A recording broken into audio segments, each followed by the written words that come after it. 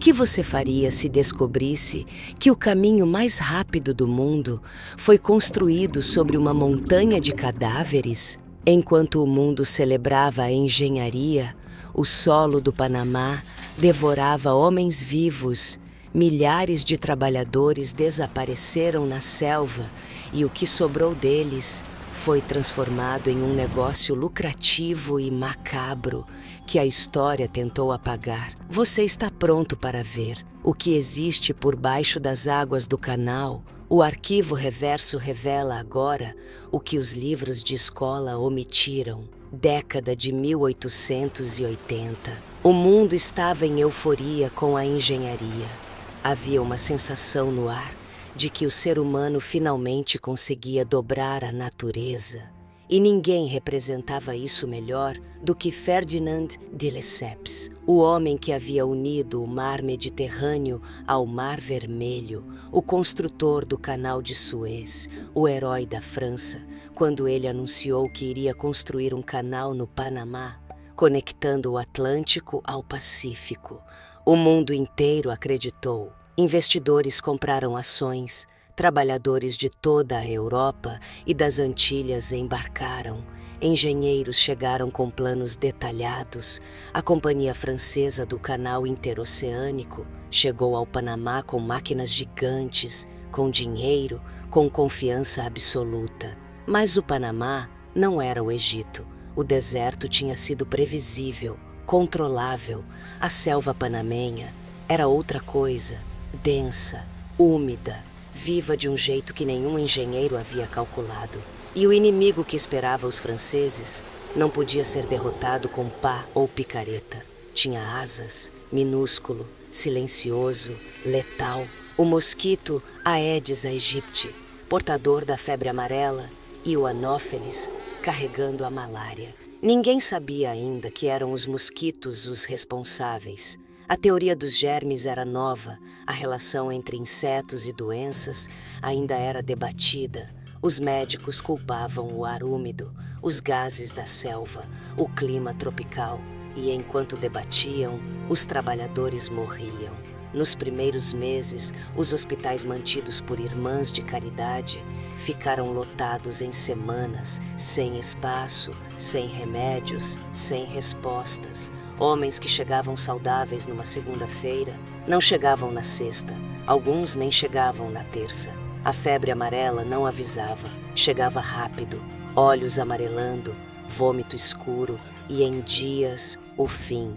A malária demorava mais, mas voltava, sempre voltava. A morte tinha se tornado um custo de obra. E aqui entra a parte que eu confesso para vocês. Quanto mais eu pesquisava sobre o Canal do Panamá para este vídeo, mais eu sentia um aperto no peito.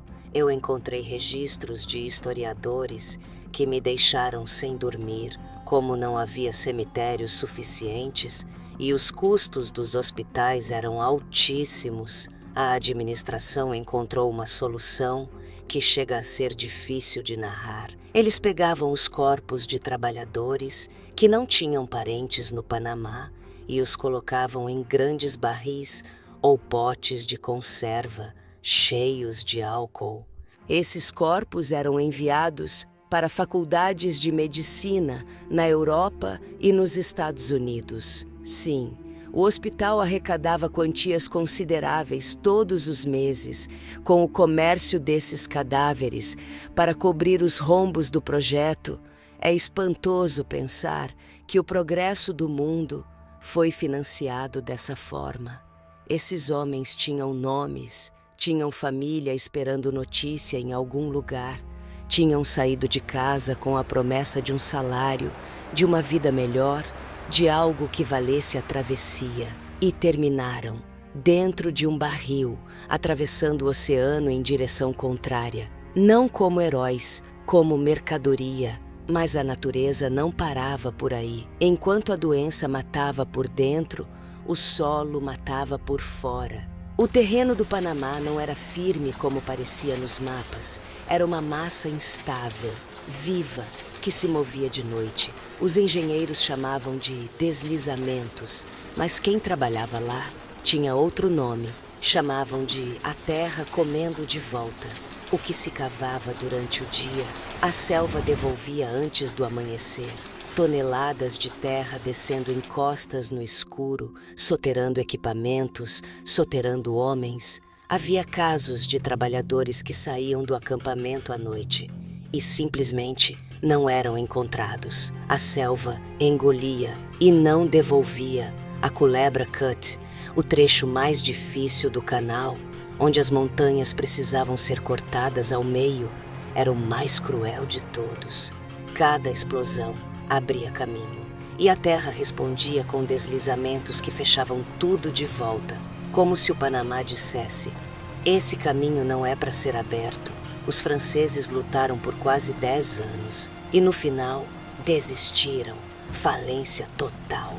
Escândalo político em Paris, investidores arruinados, mais de 20 mil mortos só na fase francesa. O canal ficou pela metade, abandonado na selva, engolido pelo mato, como se a terra tivesse vencido.